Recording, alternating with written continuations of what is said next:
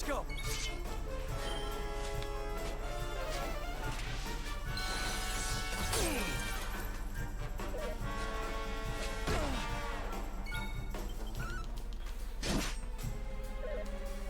I don't blame you, this fight sucks. Oh yeah. Like, it's bad enough that he paralyzed you, but the fact that you could also trip and, like, just... You can't do anything, it's like, oh my gosh. Wait, what am I doing? Where's, there you are. We got a campfire nearby, so if we need to heal, we could easily do that.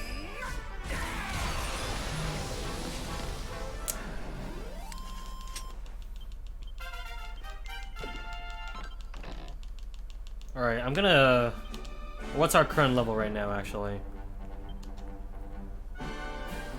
Does it say? 45, 41, 44, 43, 42, and 43. To be absolutely confident... Wait, how much experience do we need to... Does it say? No. No. Nope. How do we check to see how many experience we need left in order to level up? I forgot how to do that again. You wanted to speak to me? Alright, well, we'll figure it out later.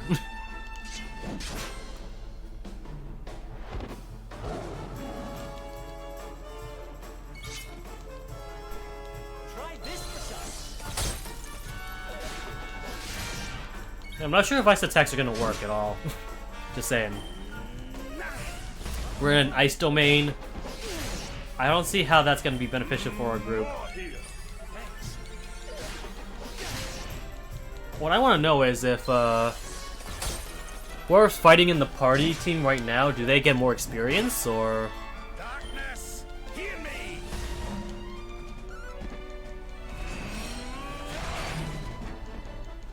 Or not, I can't tell. Well that ends well.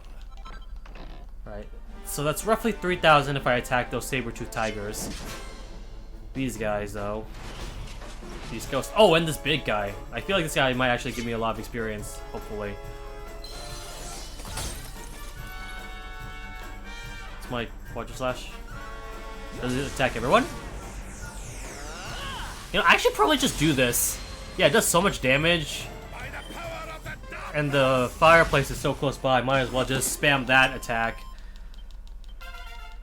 into oblivion. Alright, that's 2 levels right there, but only 2,000 though, really? So the saber-tooth tigers give us more experience than the big, like, rhino-looking enemies? Oh yeah, there's a saber-tooth tiger there at least, so... Now, I'm curious though, will this actually be faster if I myself just fight wisely as well? This is the end for you. Yeah, I'm gonna Quadra Slash my way through this, so this is not that big of a deal. Thankfully. Stay down. Yeah, I'm surprised the saber-tooth tiger actually does give us a lot. But the question is, where are they located? Because I'm not seeing them anywhere overworld. You're not gonna like this.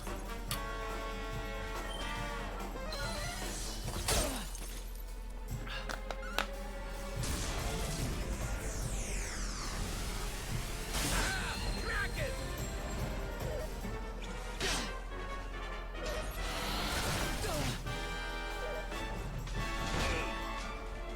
Here you go, laddie.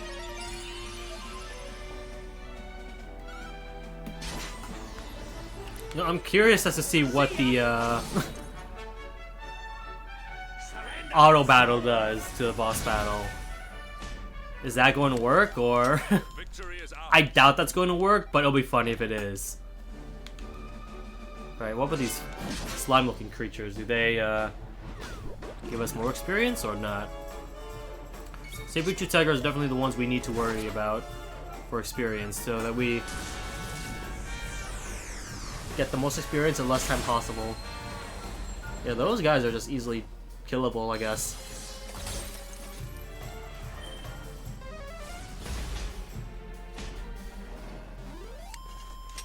And stay down. Alright, not that much. Archer guys? What of them? Well, there's only 2 of them though, so I don't think it's gonna give us a whole lot. You want some?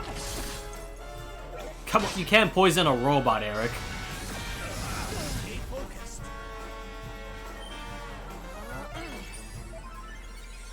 Lord Robert.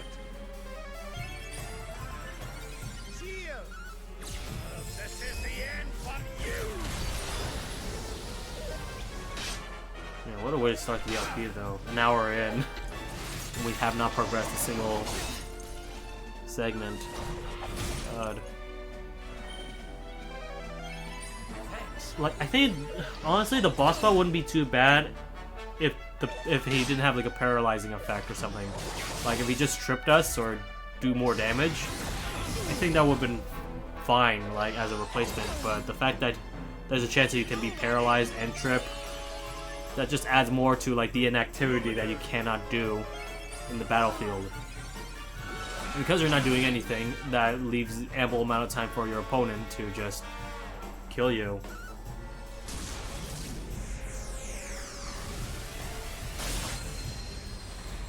Right, we are definitely running out of MP. This red guy though, holy crap, he's a trooper. You know what I want to find around here? A freaking metal slime. If I could find a metal slime, that would be perfect. We got 4 allies that can use Metal Slash. Okay, so this is pink robot. How much HP do you have? You can't make up... I stand corrected. I stand corrected. I should just shut my mouth. Oh, he woke up already? Jeez. If I recovered sooner as well, I think that wouldn't be that bad as well during that dragon fight. But well, whatever.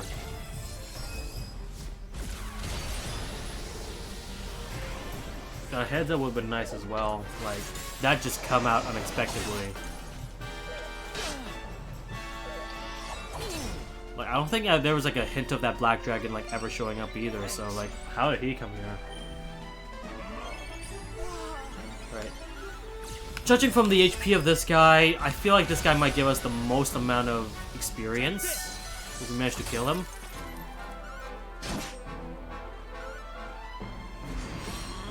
At least I'm hoping so. Otherwise, I'm just gonna have to avoid this pink guy forever. Try this for some. I swear, this guy's like a boss battle. Like, how much? There we go. My goodness. And that'll give us Who else wants some? 5,000. Okay, yeah. So that guy definitely gave us a lot of experience. But it's also really hard to kill him as well, so we gotta be careful about that. Keep that in mind whenever we come here. Wait a minute, whoa, no. We need to rest up and then save.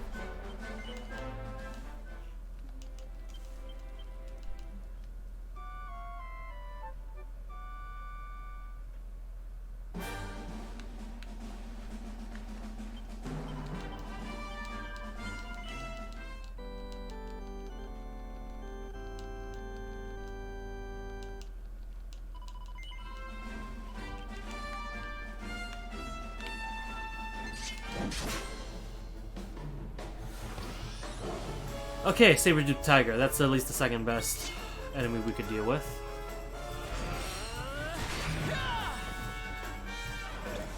Kills in one hit too. Take this.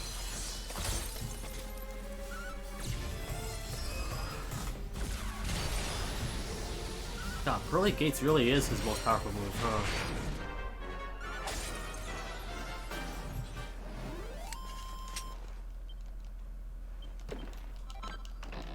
$1,100. Running out of enemies to kill though, huh? feels like there's a limited amount of those robot enemies, huh? Alright, here's the saber-tooth tigers. Got 2 of them here. This will be good. 3 in total! That's even better.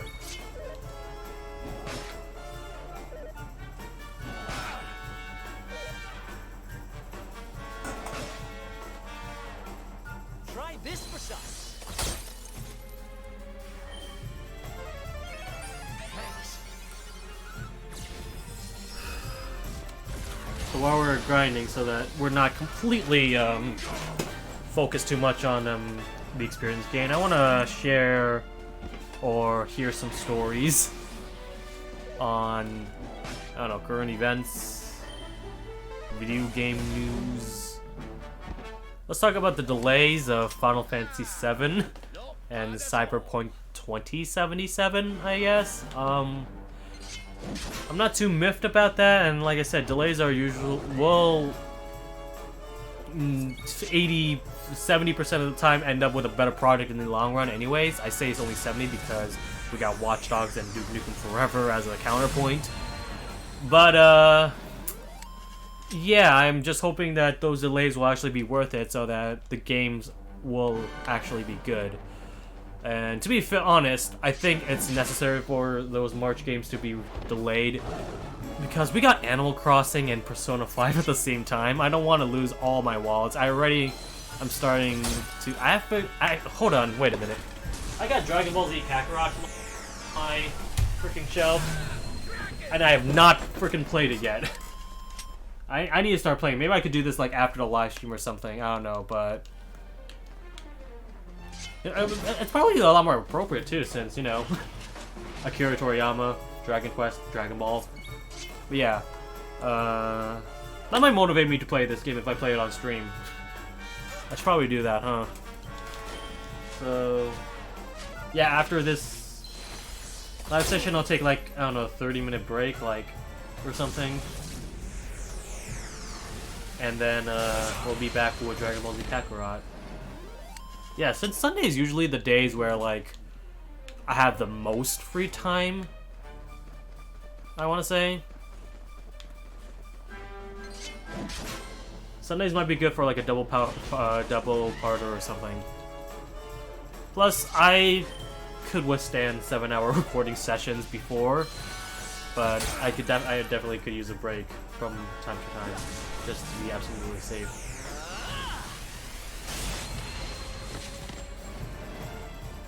Try this for size.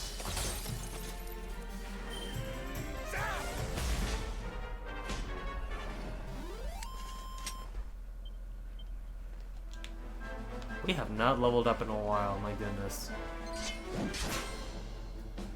But yeah, to anyone who played Dragon Ball Z Kakarot, I've heard it's really good, and definitely want to try it out.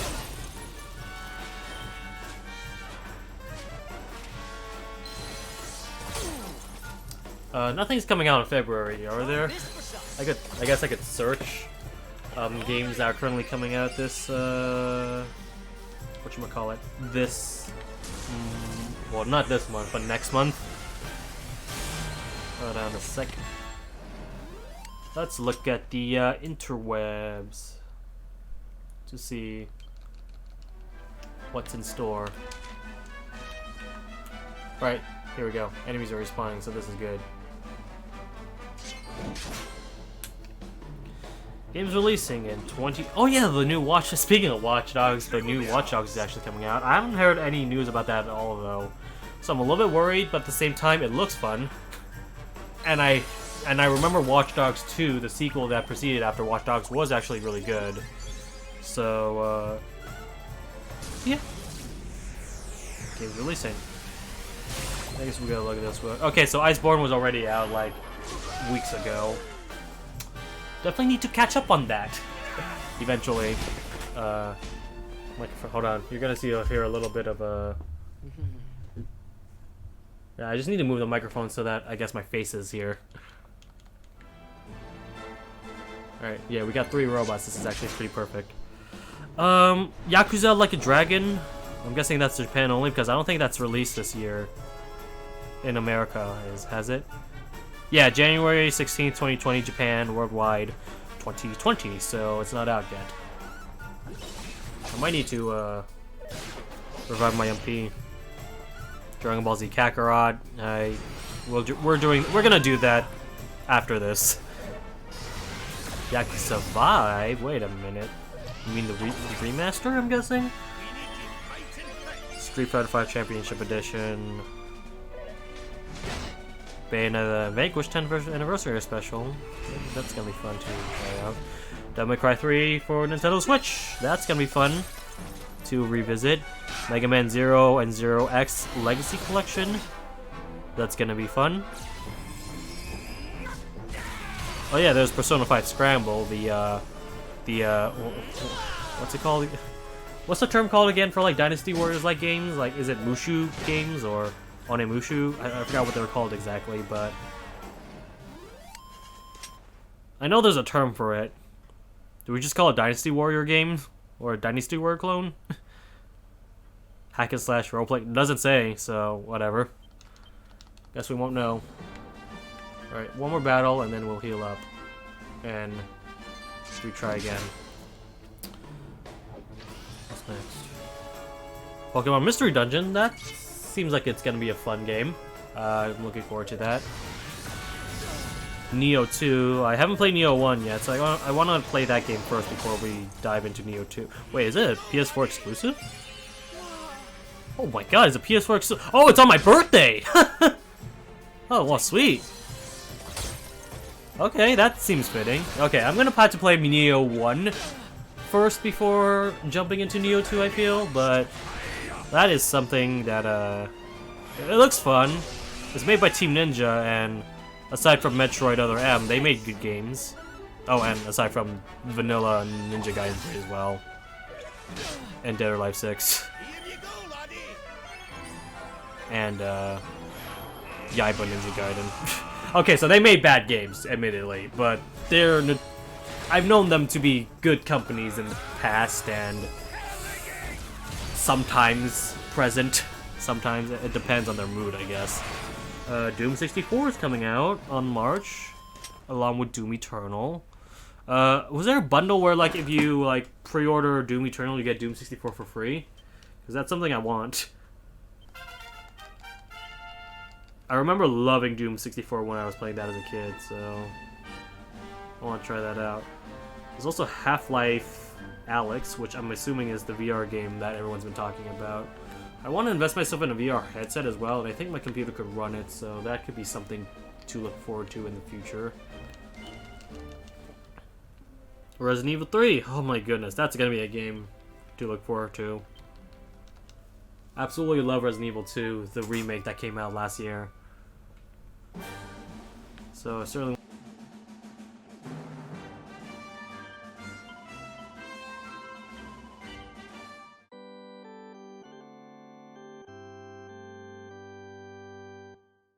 want to try out 3 as well when it comes out.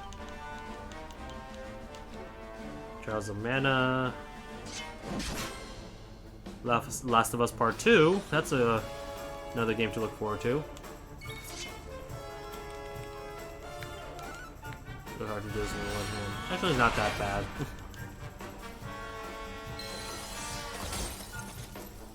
Marvel Avengers.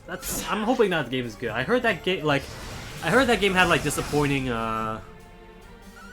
reception when it first aired, but I feel like that came out of left field. Like, I'm hoping that it implements what makes Spider-Man on PS4 so good. I really hope that that's the case right now. Here we have unreleased schedule, so Bravely Default 2, that's gonna be a fun one. Level 46. Not enough levels. I'm gonna wait until 48. Yeah, 48. I think 48 is a safe number, I want to say.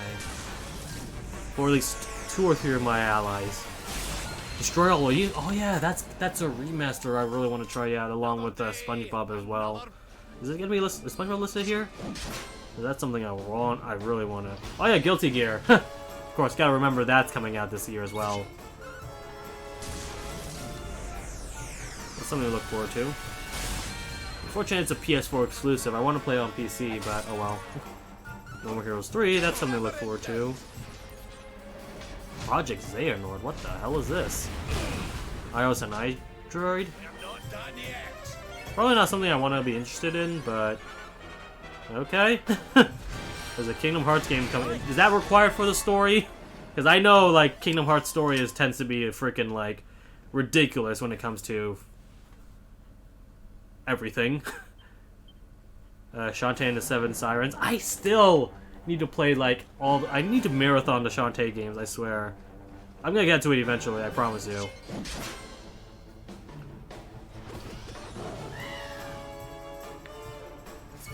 Watch Dogs Legion, yeah, that's the game I mentioned beforehand. No official release date, so something we're gonna have to look forward to later in the future. Xenoblade Chronicles Definitive Edition, that's gonna be a fun game to revisit. Video game based on... They really... Okay, whatever. Yeah, the Sonic the Hedgehog movie's coming out. Whoopity-doo. Is it gonna be good? I don't know. All I know is it's better than their initial release trailer. Yeah, those are the games that are coming out that I'm either mildly interested in or somewhat interested in. Outer Worlds, wait a minute. Wait a minute, Outer Worlds for Nintendo Switch? That's coming out for Switch? Oh, okay. Guess I don't have to jump into the bandwagon. I heard that game was good, especially since it was nominated for Game of the Year. But now that I know that's coming out for Switch, I guess I'll wait for that. Isn't Samurai Shodown supposed to be on Switch as well, or is it already out on Switch? I wasn't paying attention.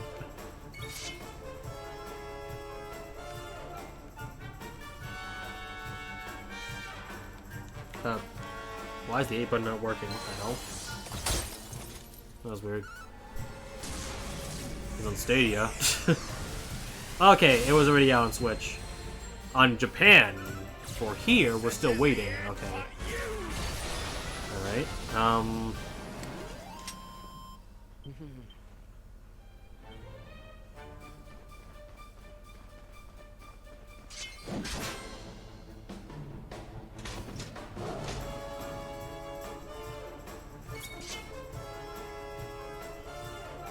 Alright, we don't need to ride him. Okay, we don't need to ride you.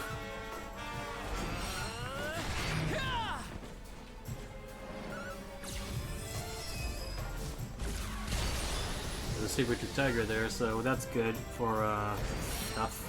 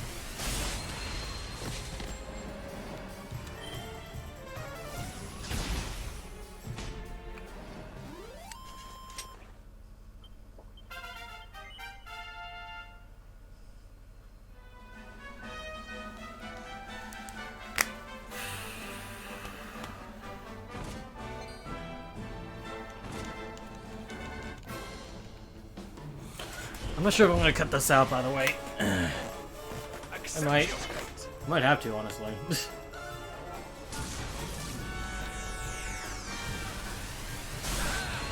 Not much going on, so like YouTube folks, you're lucky this is gonna be edited out.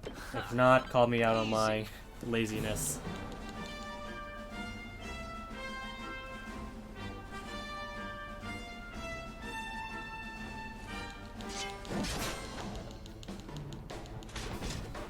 Alright, what's our level so far?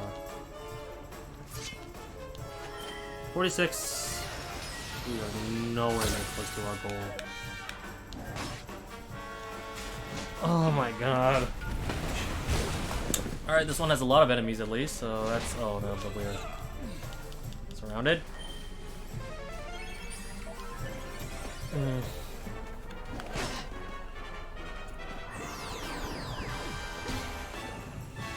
Stay focused. Here you go, buddy.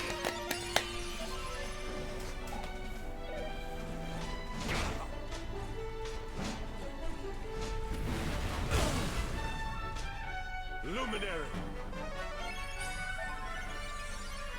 We're gonna have to heal for sure after this.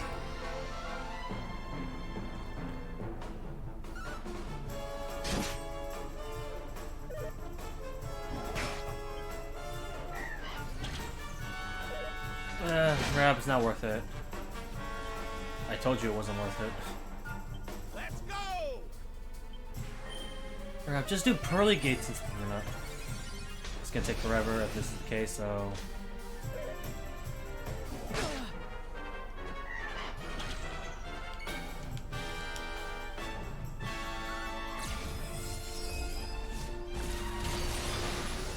That's dangerous.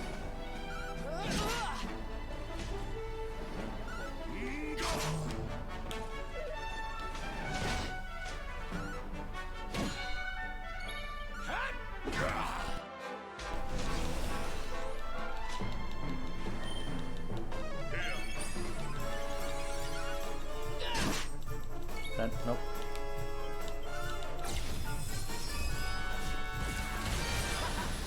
Alright. Ah, not bad at all. Oh wow, that was a surprise attack for sure. That's fine, we got pearly gates. Oh, Eric is just a coffin. Oh man, poor Eric.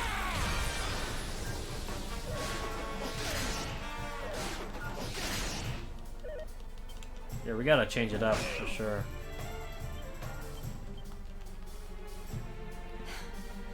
Need some help.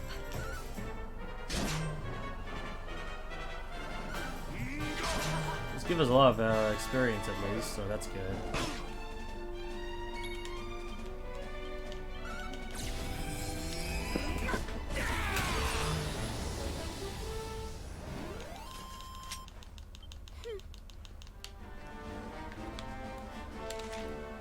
Highlight. Here we go. What the hell's that? Oh, okay, that's just a rideable thing. Oh boy. We have to avoid them all at all costs somehow. Okay. This is how you revive party members, right? Just sleep it off. This is how you kill. This is how you cure getting killed. Wait, what? Is Eric permanently dead?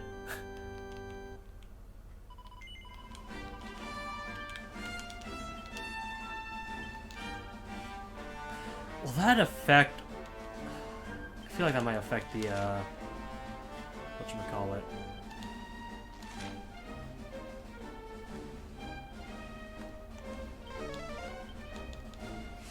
Yeah, we're gonna have to sleep it in real quickly, just so that we could actually heal up. Also, we need to check on how much gold we have as well, to be even more careful of our gold, I guess. Yeah, there's a place to heal, right? Good. There's also the frickin' flower thing that we could do on the side quest. Yeah, I'm not too keen on doing most of the side quests, honestly. They feel a lot more like fetch quests more than anything. Ooh, excuse me. So, yeah, I'm not gonna bother doing those. I think they actually do have an effect on, experience gain, so... I hope this at least revives him. If sleeping does not revive him, I don't know what will. I guess he's just permanently dead! Wait. Wait a minute. I'm an idiot. Why didn't I do this?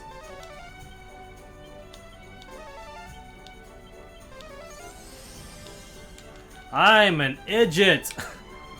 Oh my god, I'm a gigantic idiot. I could have zinged. I wasted money. Oh. Yeah, I wasted money. Actually, wait a minute. If I do I have enough for another dragon sword? That could be really good. That could be very good for the battle. Plus, it does more damage as well. It says like it's more powerful as well, right? It's not. Okay, never mind. This is. Oh no, this one is. And we have enough too. It's perfect. Can't afford anything else, unfortunately, but whatever. I don't think we need to for the time being. Maybe the Sage's Staff and the Paladin. Oh, well, that actually is really powerful.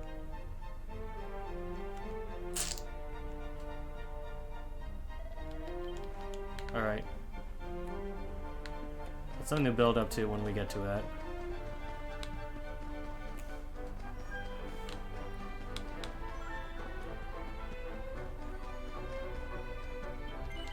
Yeah, we're doing this again. Just wasted 100 gold on resting, assuming that would cure death. I don't know. My brain is just freaking like befuddled, I guess, because of the recent events. Ugh. Uy, adios mios. Oh my god. Nani.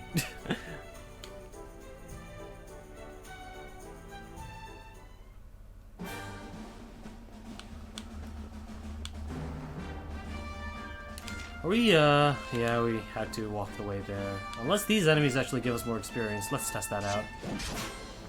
I'm hoping these guys give us more experience so that we don't have to worry too much. There's a tiny baby saber-tooth tiger. Not sure if that's any better, but, maybe. Let's see.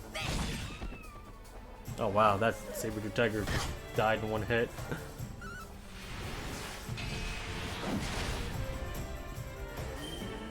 That was a lot. 300. Yeah, it doesn't seem like it's any better. Might be faster, but... What about this bear? It's only one bear. Victory will be ours. Take this.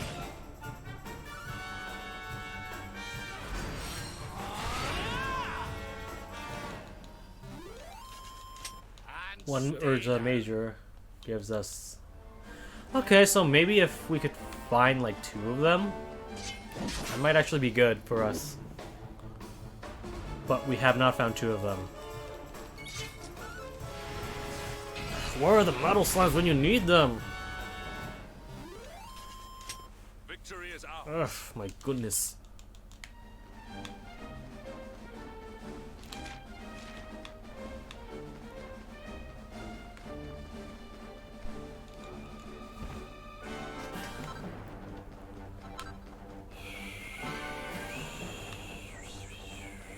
Where's the enemies here? How come there are no enemies here? Now this feels empty. Oh, what about this dragon? This guy's gotta give us a lot of experience, right? This'll make your blood run cold. Excellent.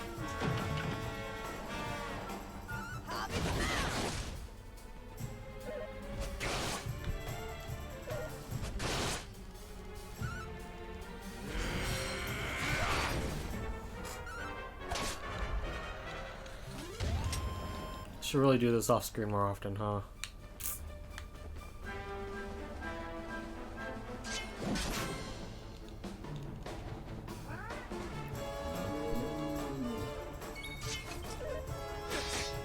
Alright, now's a good time for Pearly Gates and Quadra Slash.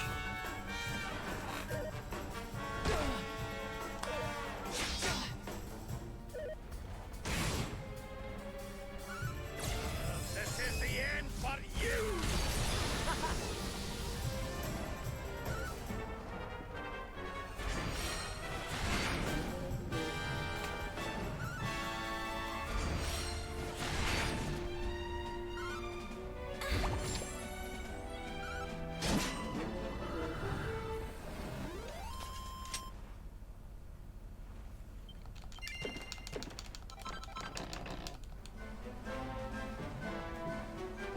Alright, we'll kill you before we get to the next area.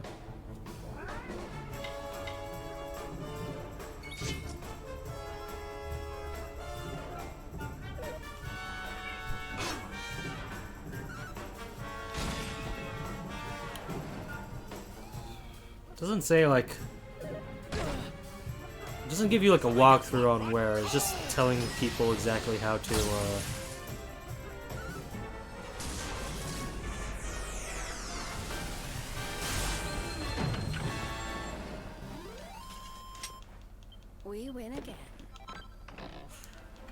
I don't know. Yeah, I'm not getting any straight answers here, I feel.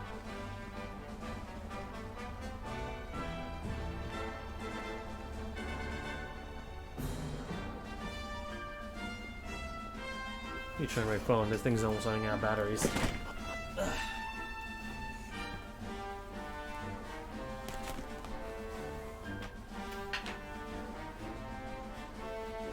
we go.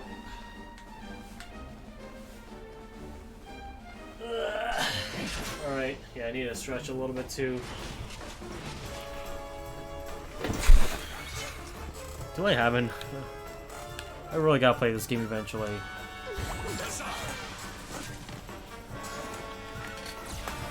is the end for you. What I want to know is how long is this game? Oh, right, it's in the.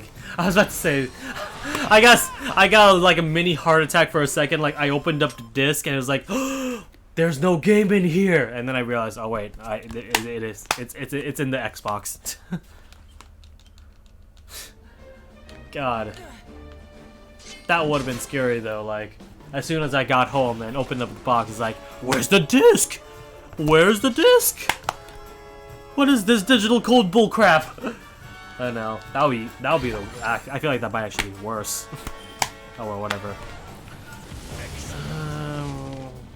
Relive the Dragon Ball Z saga from the arrival of Raditz to the final battle against Boo. Play as several Z warriors in this action RPG adventure. Enjoy a lot of activities, minigames, side quests, and train for more intense boss battles. Seems like a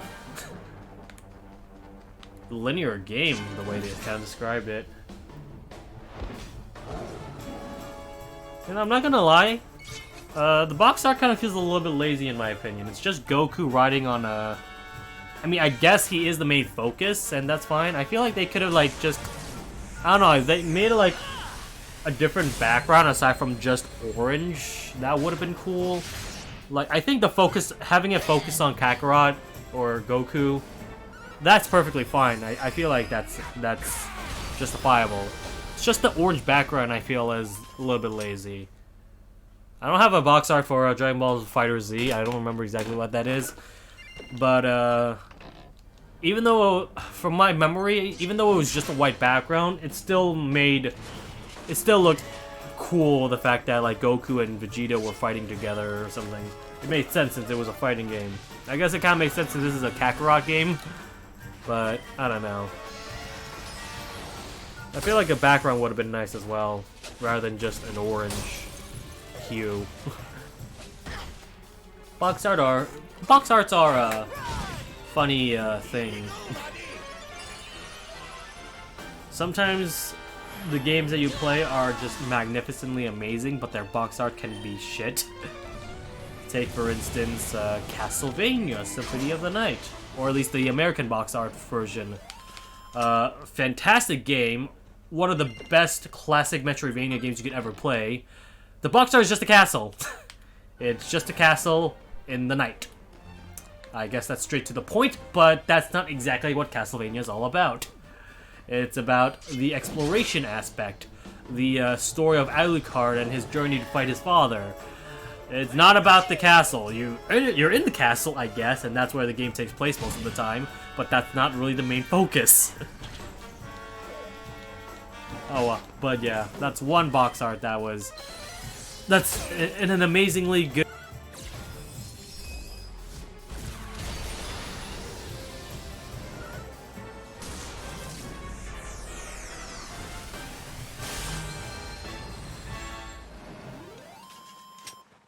We win again. Not bad. Good game, but just has a amazingly crap box art, I guess.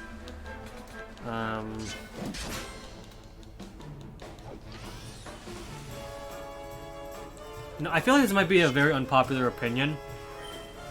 The Final Fantasy box art tends to be, at least the Japanese and European versions, I feel they're lazy.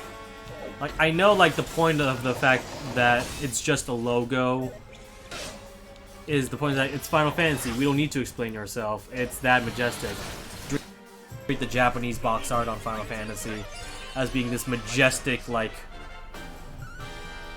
like piece of art. Like, in my opinion, I feel like it's just a logo. It's a very beautiful logo, but it's still just a freaking logo in a white background.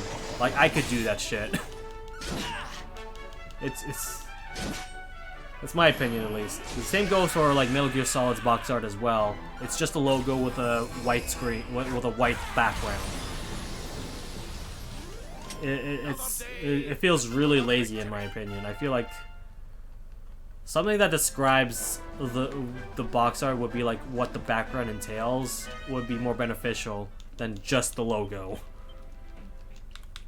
That's why I prefer like Final Fantasy VII's box art, because even though yeah, it technically is a little bit of a white background, there's still like Cloud facing against Shinra, or not Shinra, or is it Shinra or Midgar? I forgot what it's called, but they're facing he's facing against that like entire building, and I don't know, like it's not the best box art. I feel like it is good, but I don't think like Midgar's not the main focus of the entire story, is it? Like, they still go into different areas from time to time.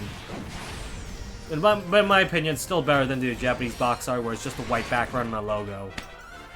And like I said, the logo definitely does have a beautiful, like, background to it as well. Like, with Final Fantasy VIII, there's the romance between Riona and Squall. But otherwise, I still feel it's lazy.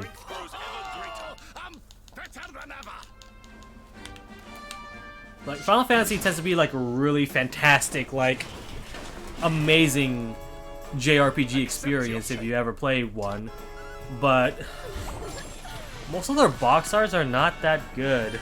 Like, well, the SNES ones for sure are like fantastic pieces of art, I feel. I think. Is it? It might be just the European one where it has like stuff in the background, if I remember. There's like the background scenery and our characters, main characters, and they're the focus, and that's about them. It's about their adventure. I think America has it bad though, because Final Fantasy VI's box art is just a freaking Moogle with a purple background, and it's cute, but it's just the move. It's like I feel like I'm not sure if it's actually worse or better than a Japanese box art though. That's the question.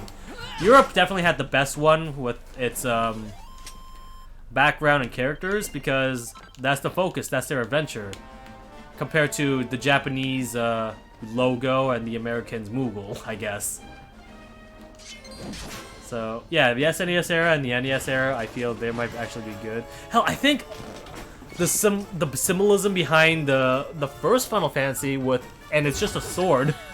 It's just a sword, but it actually showcases so much about what the game is all about, since Final Fantasy 1 is all about character customizations. I believe that's the only one where, like, you and a group of your own created characters that you could randomly name are the focus of the story. It's like, it's about your adventure. It's about your Final Fantasy.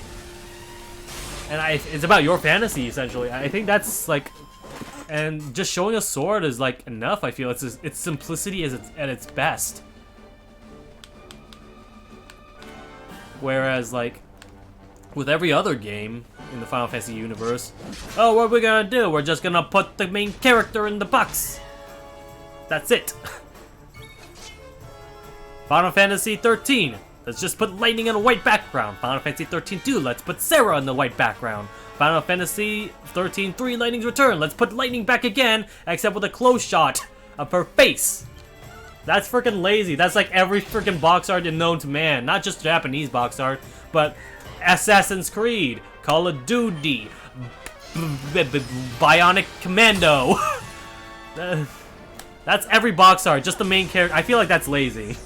Whenever there's like a character, when it's just the main character, I feel like that's the lazy route when it comes to like box art, when it's just the main character and that's it.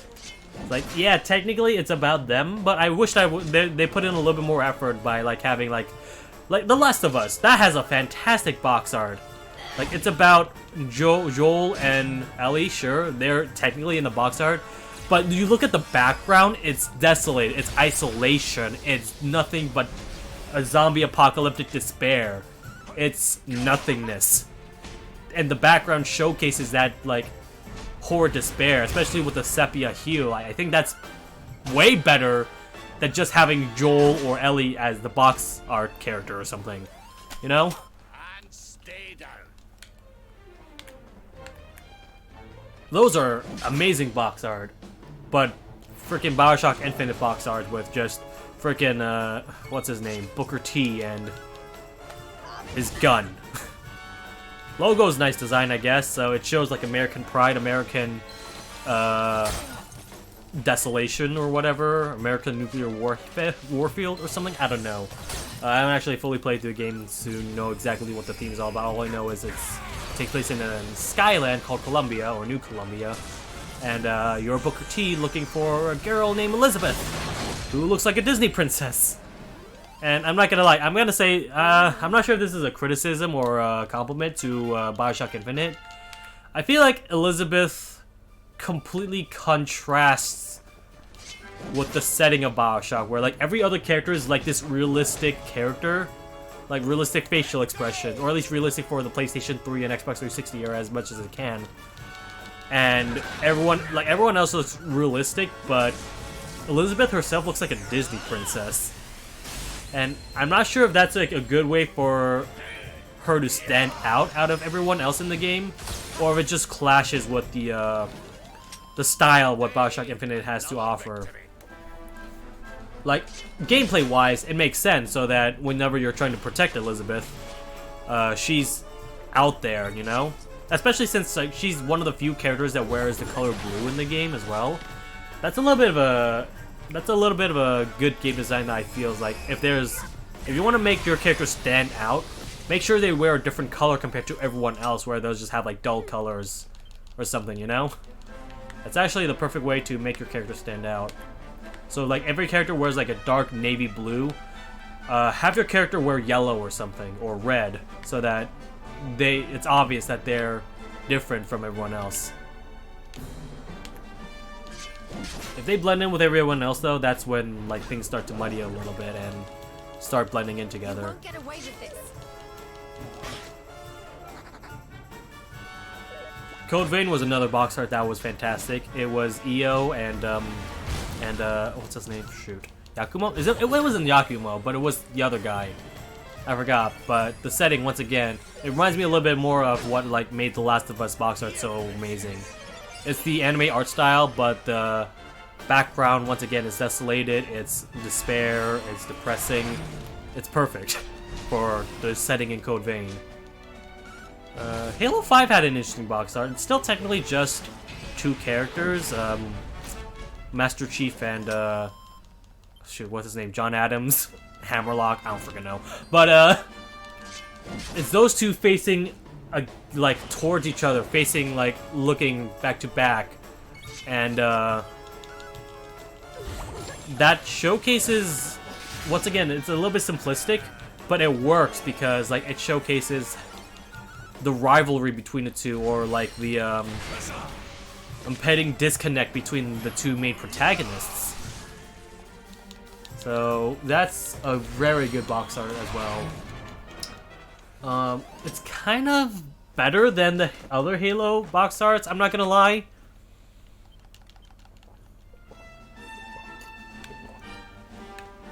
Like, Halo 4's box art actually speaks some volume because it shows Master Chief in like this clenched like down position, looking up, and I'm trying to remember. I have the box art. Hold on, I need to remember.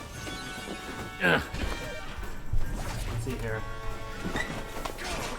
Okay, it's a little bit different from what I remember, but like it shows the explorative factor of Master Chief and the area he's surrounded in. So that's kind of a good box art. I'm trying to remember all the other Halo box art. I guess 3 was the laziest one because it was just Master Chief on the side and the background. It's like, that's not even the main background either, I feel, because like you're still like, you go to jungle areas or like military areas. You're not just always in space. And even though Halo 2 is like one of my all-time favorite Halo games, I feel that box art is also a little bit lazy. It's, again, it's Master Chief with guns, forefront. It's just the main character in the box art. The background is it shows the mood of the game at least, but otherwise, it's the same criticism I have with most box arts nowadays, where it's just like the main character. That's it. Victory is ours. And I guess the fact that he's just like in an armor, like, I guess like in Halo standards, he's a very iconic design since how popular Halo is. But like if you look at a Call of Duty game, it won't get the same presence because it's a soldier. You can make any soldier like just. But actually, wait a minute. Hold on. I need to look up like games again because I know there's like. Black Ops 2 had actually, in my opinion, the best box art in the series because it was a shadowy figure of your and who is that character? It might be yourself. It might be the main bad guy. We don't actually know until like I don't think we even know. It's like a guy with a gun. Yeah, it's another soldier, but he's in cloaked in shadow. It's minimalism at its finest. It shows like the dark nature of the American like military service and how it could either be corrupt or how it could be manipulated. It's showcased. It's definitely like Call of Duty Black Ops 2 I feel is probably one of the darker ones in terms of the series, and Black Ops 2 is easily like the best box art out of all of them. Black Ops 1 has the same effect as well, but I don't know. I feel like it's also like one of those like box art that just kind of blends in between like it's just the main soldier and the thing or whatever. I guess the dark hue also like works very fine with the game as well. But yeah, Street Fighter's box art, judging from Lexi's emotes. I'm trying to remember. Street Fighter 2 was basic, but it made sense. It's E Honda and Sagat fighting each other, so that's good. Third Strike had an amazing box art from what I remember. It was like, I think it was like the cast or something. I don't know. I'm trying to remember Third Strike's box art, but I remember it being good, or at least being very artistic at the very least. But I think what could have made it a lot more better is if there was more focus on the newer generation of the characters rather than Ryu and Ken, because I think they were more prominent in the box art. I think that's for marketing reasons, but the cast of Street Fighter 3 are, for the most part, entirely new, except for like Ryu, Ken, Chun-Li, and Akuma. Those were the only 4 characters that returned in the game, and the focus was a lot more on the newer generations. Ryu and Ken weren't going to be in Street Fighter 3. Wait, what? Say what? Wait, huh? But that almost killed the game? So they panicked.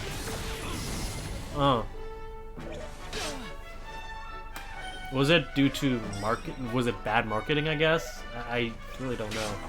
Them being in the box art makes sense when you consider this. Okay. So, yeah, for marketing purposes, I guess having Ryu and Ken in the box would be beneficial because, hey, it's still a Street Fighter game. But, yeah, that's a little bit of an iffy area. It's like one of those, like, it makes sense for Ryu and Ken to be in the box art so that the game actually exists, I guess.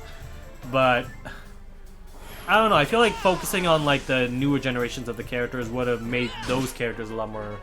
Look guys, we still have Ryu and Ken, please don't hate us, please. Maybe if they have maybe if they're not the focus, but like if you have like Ibuki, Makoto, Remy, and all the other cast like a little bit more in the front line, whereas like Ryu and Ken are in the background or something. I don't know. It's and Remy was supposed to be the new Guile. Actually that pretty much makes sense since he has the sonic booms and the flash kicks. They wanted Alex to be the new protagonist? Are grapplers normally protagonists in fighting games? But the fanbase hated Remy even then for not being Guile. I guess it was also one of those like games that was a little bit too ahead of its time or something. I don't know. I might not know exactly what I'm saying. Don't ask me, like I said. This was their intent. I will say, Remy's design is not a good Guile replacement. because like Remy looks nothing like Guile. There was like no like if you're supposed to have like sonic booms and flash kicks, I feel like they should have had like some sort of like character design similar to Guile, which I guess that makes sense for why Remy wasn't as popularly received. Keep in mind, I'm also talking pre-release of Street Fighter 3's first version.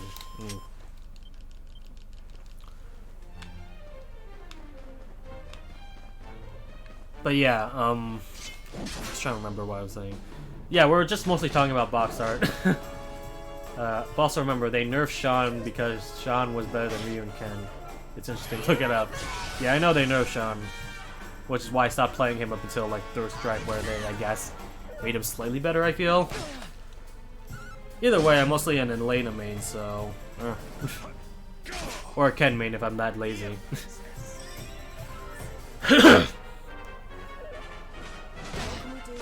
But yeah, Sean was a perfect like replacement, I feel, for Ryu and Ken. He doesn't have the Hadouken, unfortunately, but like... I don't know. Seriously though, they made a lot of mistakes at first.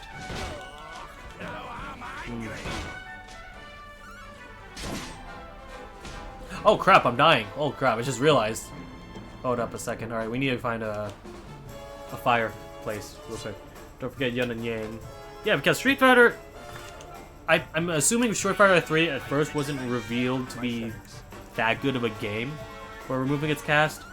But they still had some pretty amazing characters that eventually returned in Street Fighter 4 and 5 as well, right? So, I don't know.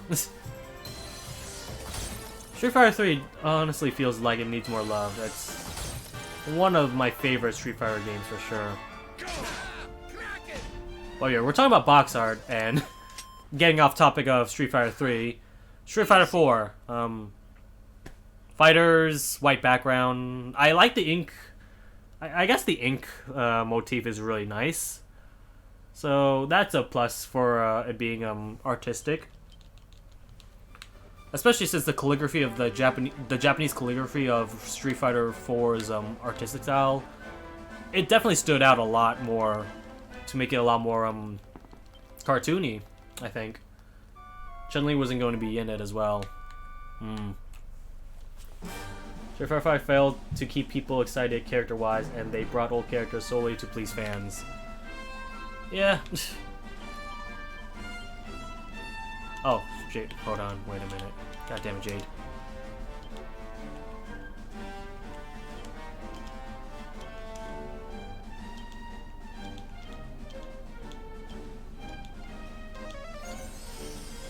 Or we're sleeping again. In fact, the fact they weren't going for cartoony is why Armika wasn't included. Wait, what? They weren't going for cartoony, I heard? But, wait, what? Street Fighter 4 was completely cartoony, I feel. It wasn't like... It wasn't anime, for sure, but it wasn't like realistic fighting games like Mortal Kombat or... Actually, Mortal Kombat might be the only... Or Soul Calibur. Like... Street Fighter 4 definitely had an art style that was... It was not anime. It was not an anime fighter, but it was definitely, like, more cartoony compared to, like, the fighting games that were releasing that time around, like Mortal Kombat and Soul Calibur. They said she... And Tekken as well, I guess. They said she would be too much of a joke character, and they already had Dan, so they didn't put Armika in 4. Was she a joke character in, Alpha? Because she definitely wasn't a joke character in 5 at all, like... She, like, circulated between, like, top tier and low tier during balance patches. So they were trying to make her serious at that point.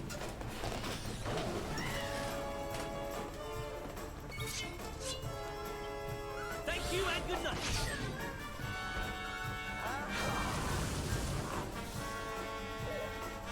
Kinda, yeah. Okay, I guess, I remember each time she did one of her Peach attacks, only one though, she would hurt her, but at the end lag was rubbing her butt. Okay, I'm not sure if that really, if one, I'm gonna need more examples because I feel like that one attack would probably not, like, saying that her butt attack has like an ending animation is the equivalent of saying Banjo-Kazooie is a joke character because he could trip when he runs out of golden feathers. And I feel like that's not an accurate description. Like, if the entire design is to be fair, I didn't see her as a joke character. Okay, so people just assume or like say that she's a joke character because of that one move? Oh yeah. Or what? Because like I said, like Dan is definitely a joke character because he was designed to suck. Whereas like with our Mika, but that was their reasoning for not including her in Street Fighter 4. That's Capcom's reasoning. Okay, Capcom's just straight up wrong then. They may be the developers of the game, but they're just straight up wrong. If that's their logic right there. That's not a joke character in my opinion. That's just a regular character with one joke move.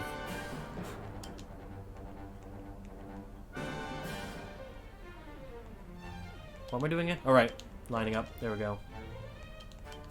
I guess because Savano is also a little bit damaged, he could do that. Try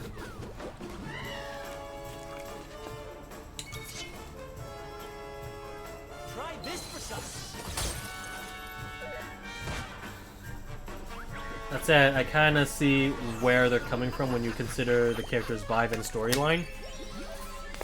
Yeah. I guess, like, canonically or, like, personality-wise, you can say she's a joke character, but, again, that's more like saying she's a joke character rather than a... I mean, she's a joke... What's the word? She has a fun personality? I don't know. Still, though, she should have been in 4 OTL. Yeah, I would have liked to see her in 4, but... Oh well. What's done is done. We have 5. And apparently we're having 5 in the Switch version as well. Which is interesting.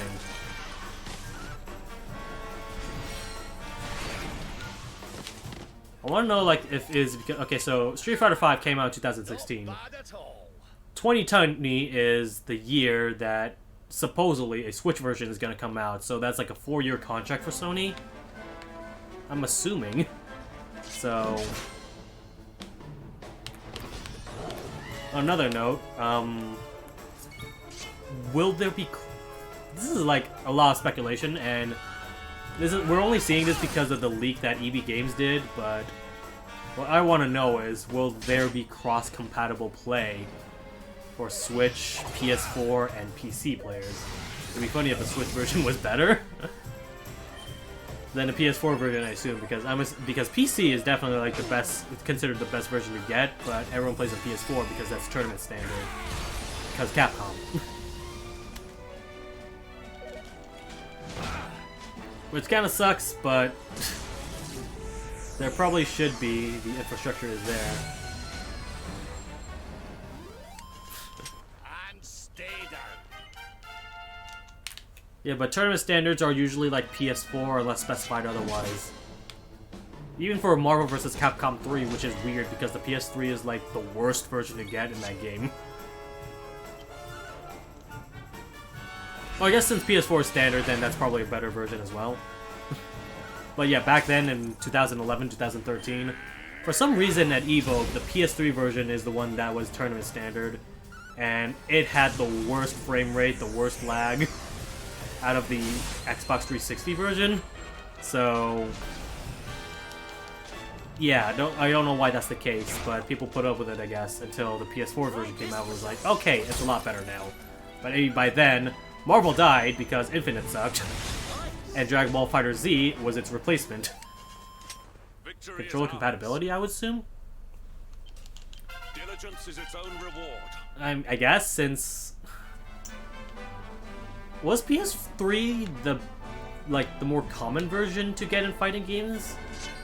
Because I feel like that could have been like a 50-50 split, or maybe a slight favor for the Xbox 360, since at the time it outsold the PS3. Plus installed user fan base in the region. Oh yeah. Okay, Japan players. Alright, that actually makes perfect sense as well, because Japanese players are more used to PS3 architecture. That tends to be, or at least in the past, it tends to be what dictated tournament standard. Okay, then, in that case, if we're talking about regional differences, then Yeah, that explains why most Sony products are tournament standard. Some games tourneys standard changed by region. Yeah, that makes sense.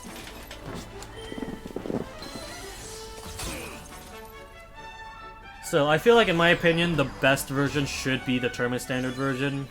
But I guess that at the same time, that means like there will be a lot of hugging PCs or something. I don't know. Okay, maybe the best version slash the most efficient version to. Well, then again, that comes back to the PS3 argument. Okay, I don't know what I'm saying.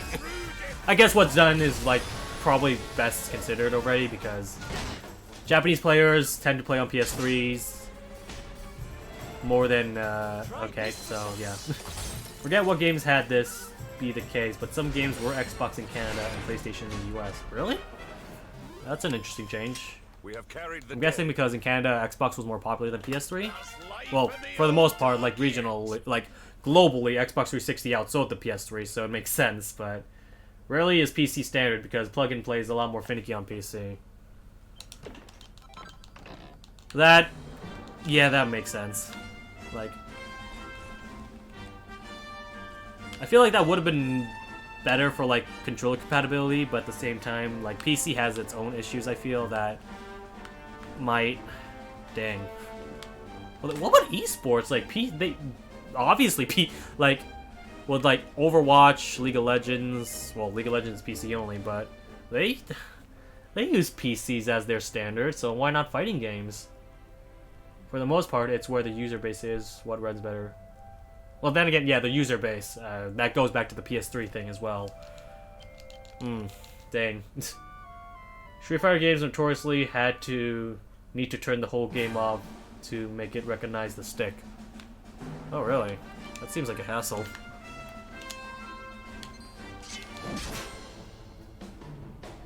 It's not just Street Fighter games. Imagine doing that between each set. Gosh. That would have been annoying to deal with, I think.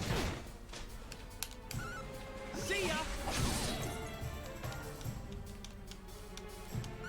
I'm trying to think like back then, even before like the PS3, Xbox 360 era. What do they run in tournaments? Because PS2 was also the standard as well, even though some games run better on Xbox, some even better on GameCube, but I'm assuming GameCube has the lowest user base for fighting games.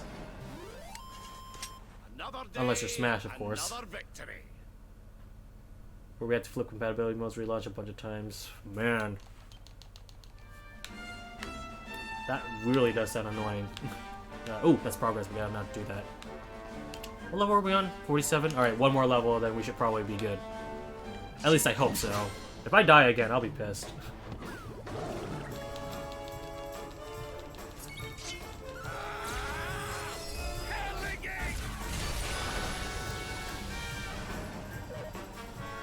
Alright, I'm gonna promise myself after the stream ends, I'm definitely gonna grind. I'll be grinding all day tomorrow just to get ahead of schedule, but I'm just gonna continually play through the game, level up, listen to some lo-fi YouTube videos or something, I don't know. Watch some brain scratch commentaries, some game grumps, some angry video game nerd, and binge watch that again while I grind. For the record, other terms still, okay, I'm the person organizing this tournament, so we're going to be on this console for it. And I guess because of that, like, mentality, most people use PS2s or something, because the PS2 user base for, well then again, yeah, it makes sense since PS2 sold like, what, 150 million units? So of course they have a higher fan base as well, so yeah. Unless you're, I'm talking about like official, actually were there official tournaments? I think they were like just friendlies or something back then, or like money matches. Like the 2000 eras. Like esports wasn't a big thing until like, well, I guess nowadays, and we're still trying to go for that renaissance or something. Take this. Way back, tournaments were on the arcade. Oh yeah, arcades existed. I forgot. That was definitely the tournament standard for sure, since it was the first one to be, I guess, released or published. So they have a bunch of arcade machines with the debug set to free play.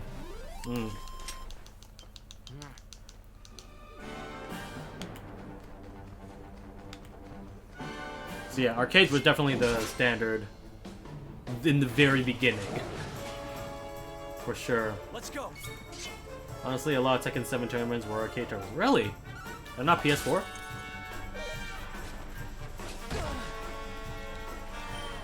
Or at the very least in Japan, because here in America, they don't exist no more.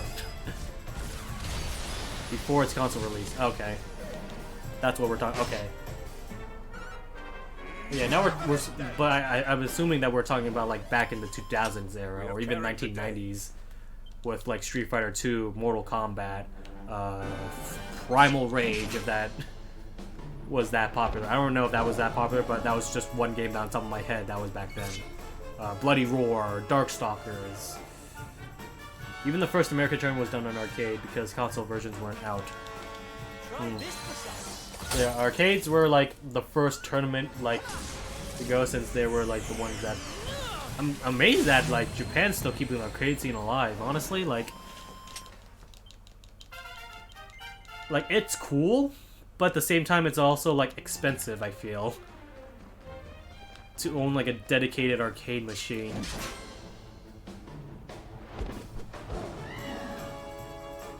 We're still talking about arcades. Oh. Okay. I guess we're on that subject now because, well, nowadays. Yeah, okay. I'm guessing they're imported because like I said, arcades are like a rarity here in America.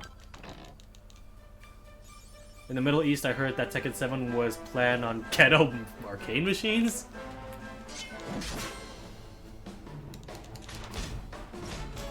Are there like any popular Middle Eastern players? There's a lot of popular Mexican players, especially in the King of Fighters series. What does the Middle East have? AKA a PS4 inside a wooden box with some sound walls hooked up. Oh my god, that sounds like my Vietnam trip. At one point when I was in a Marvel vs. Capcom tournament. Try this for size.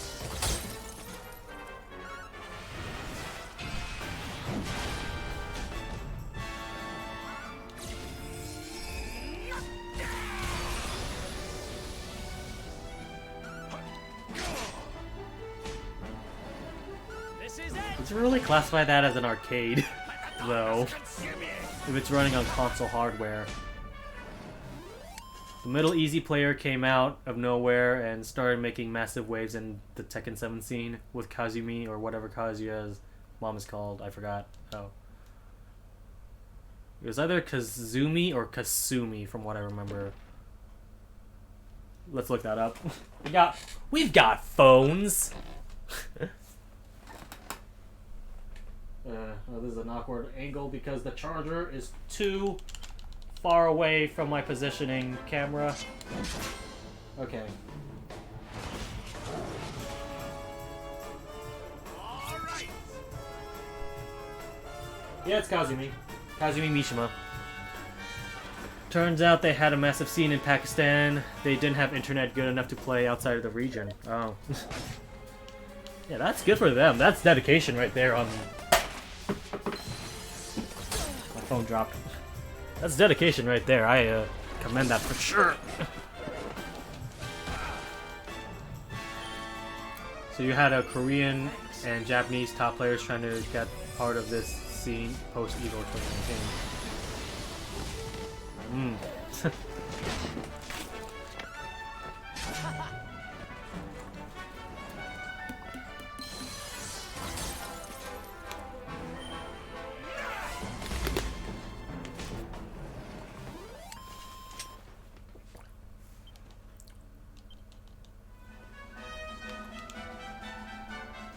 Alright, I'm 48. What about everyone else? Yeah, I'm gonna continue until Hendrick and... Actually, no, just Hendrick. I don't want to prolong this any further, so we'll have it until Hendrik gets to level 48 as well. Yeah, sorry for the long grinding session. This is the unfortunate truth of whenever you play JRPGs. So stuff like this will happen. Especially if you're playing through this for the first time. Witness the power of a true disciple! It's even more unfortunate because I plan on beating this before Persona 5 Royal comes out, but I don't actually know if that's going to be possible. Especially if I don't know how long this game is.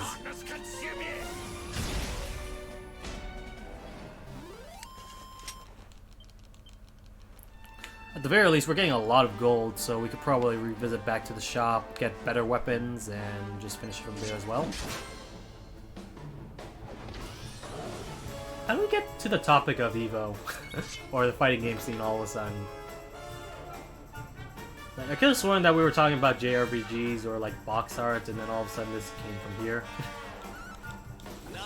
So many subjects all of a sudden changed from its original point.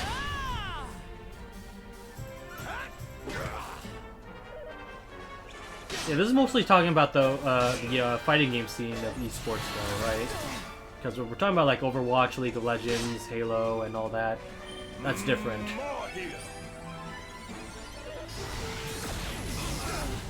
They're primarily played on PC for sure.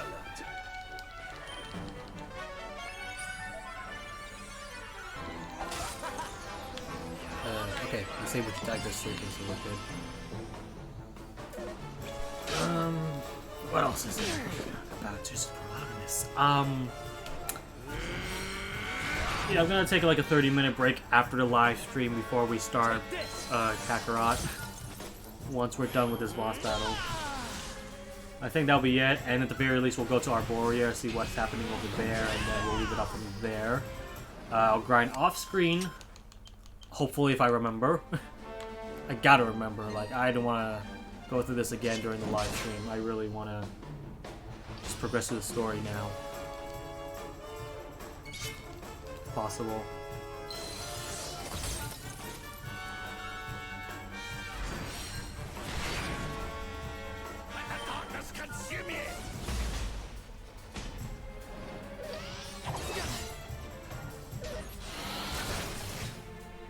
On your feet. Thanks. Does Mario Party have an esports scene? It's possible that one exists. I just want to see it. What it's like to be in a tournament settings for freaking Mario Party. It's like something that's that'd be interesting. I doubt it, and I don't think it's as popular, but it would be funny. Or what about rhythm games? How do they make tournaments for that? Because I feel like if you're just the best player, then that's it. There's no like battling at all. You just play the song perfectly and hope that you did it perfectly or something. And battle mode for Guitar Hero won't actually work in a tournament setting, I feel, competitively. Because there's a lot of RNG factors that you have to account for, and there's some power-ups that are way too... It's like playing Smash Bros. With items, essentially. So, battle mode for Guitar Hero will not be a good competitive game, I feel. There's competitive speedrunning. Well, that leaves single-player games to be fun, but I guess it also depends on the game whether or not that's popular enough to speedrun. That's still not enough, my goodness. What about racing games or sports games? I'm pretty sure sports games have like an well, Rocket League, I guess, counts. So there's that. There's Rocket League. That's definitely a popular esports game. If you really want to stretch the definition of a sports games, technically you could say hunting is a sport, and Call of Duty is similar to hunting. Instead of hunting animals, you're hunting humans. I don't. I know that's a stretch for sure, but like it's. There's also competitive boxing or fighting or martial arts. So fighting games, except some fighting games have guns or swords. So I don't know if they count as a sport game. I don't know.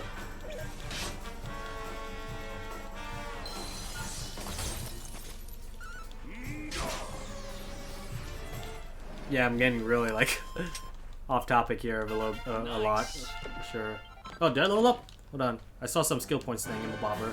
Nope, not yet. So someone leveled up, it's just not Hendrik.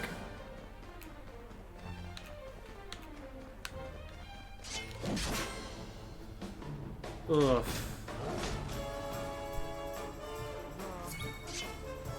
I'm not gonna lie. Trying to grind through this icy winter field makes me miss the casino all of a sudden. Like, I'd rather experience that than to go for the forced grinding that's necessary to progress. I mean, technically it's not necessary, it's just recommended.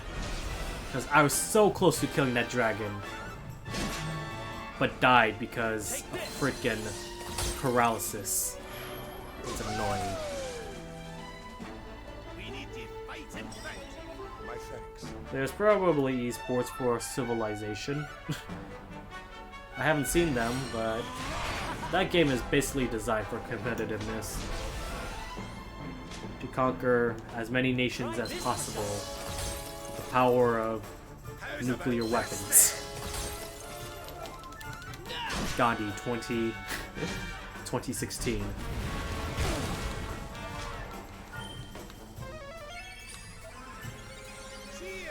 Take this! You're alright, lad. Thanks.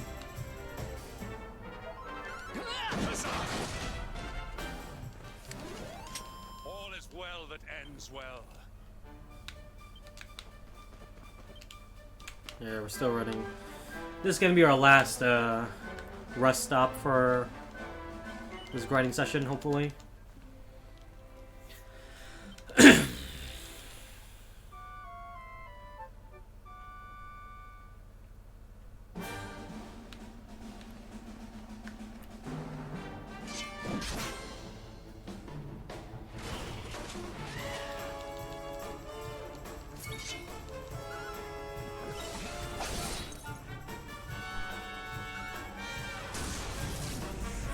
When did the Battle Royale genre all of a sudden become popular? Like, Fortnite was definitely the catalyst alongside PUBG.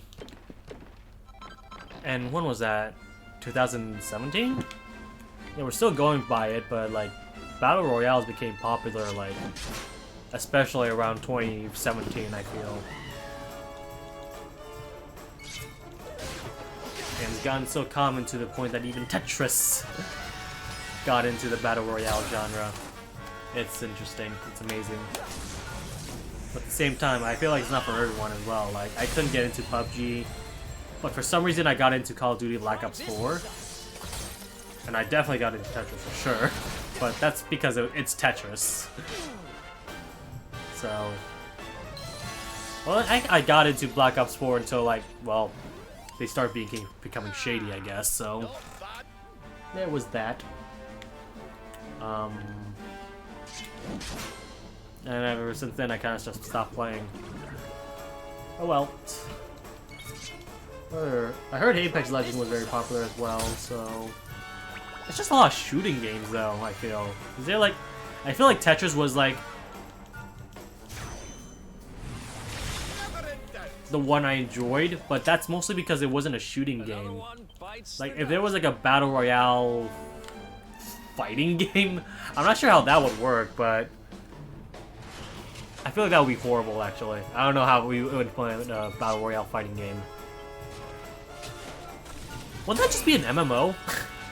I feel like that would just be an MMO or something. I don't know. Except... it would be an MMO with PvP. Here you go, laddie. What about platformers? I feel like platformers would be like a good implementation for a top 10, for a top 100 genre. Like, imagine if Mario had a battle royale. Like, I'm not joking here. Like, you have. All is well that ends well. Well, then, wouldn't it just be like a speedrun game? I feel. Imagine Mario Maker, and then there's a map with 100 Marios or 100 Mario characters, and all their goal that would be chaotic, and I feel like that wouldn't be competitive because there would be a lot of like luck-based factors. Well, then again, I guess Fortnite is luck-based in some ways because of the loot spawning and all that with the weapons you find in each building and all that. I don't know. This is the end for you.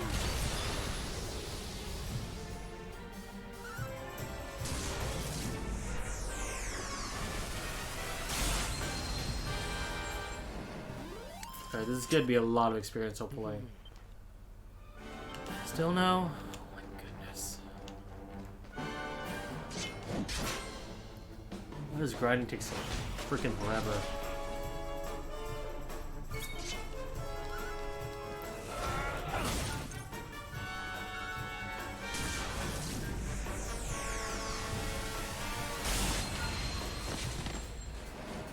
Think you're hot stuff, do you? Crap, you got pearly gates. Okay, that works, I guess. Whatever.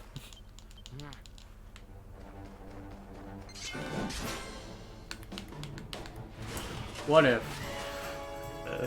and hear me out here. What if Smash Bros.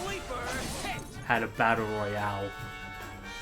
I know, we're not talking about PlayStation Battle Royale. We're talking about 100 players. I don't know if there's like a stage that's big enough for 100 players though, and if there is, how would you knock them out? I guess there would be pits? Or the ceiling, I guess? But... or danger zones if we want to go that toxic. But damn.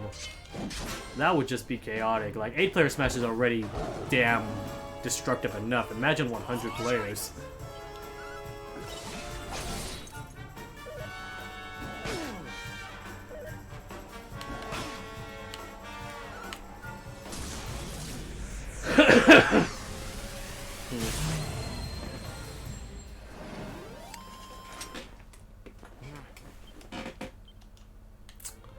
Come on, Hendrik. Alright, there's a dragon there. That has to give me a lot of experience. Ooh, there's a lot of enemies here too. That has to give me a lot of experience as well. Take this.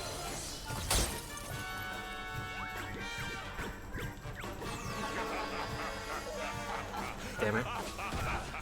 Come on, pearly gates.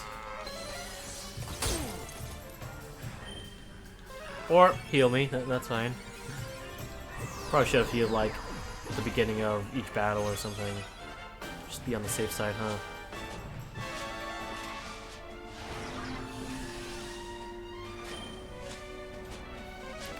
This little bastard trying to cast off whack. And it worked. You know, it'd be very annoying if a boss battle had whack or thwack. Screw that. Oh wait, Hendrik is 40. Oh, I'm just doing another battle for no reason. Alright, I guess we're done then. Good thing too, because I'm running out of MP. Let me check how many gold we have so that we could maybe do some last minute purchasing. And see where would we go from there.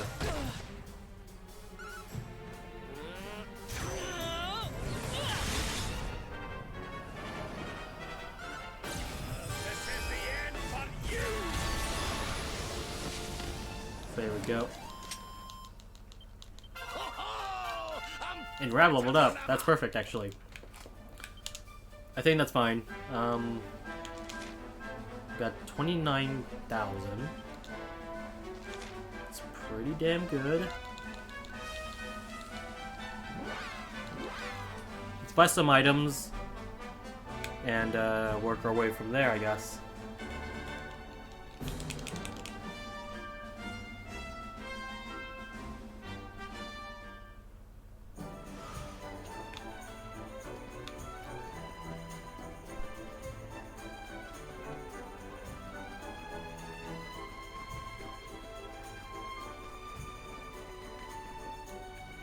That's not it.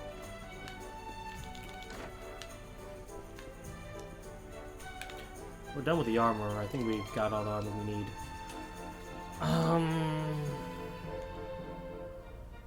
You know what? I'm gonna give you the whip. Wait, then that means... Oh, shoot. Never mind. No whip. I'm giving you a staff, though, for sure. So when you're in battle, you get even more attack power. Sage staff will be very beneficial as well. No, not... Oh, me. Whoa, okay, fine. Well, no big deal, no big deal.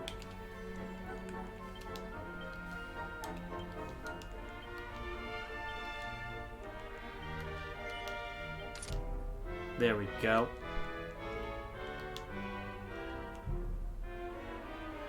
There's a lot of, like, these things that we're not utilizing for some reason. There's a gold chain for you. And, ooh, definitely some defense and MP will be beneficial as well. And I think that's good for me.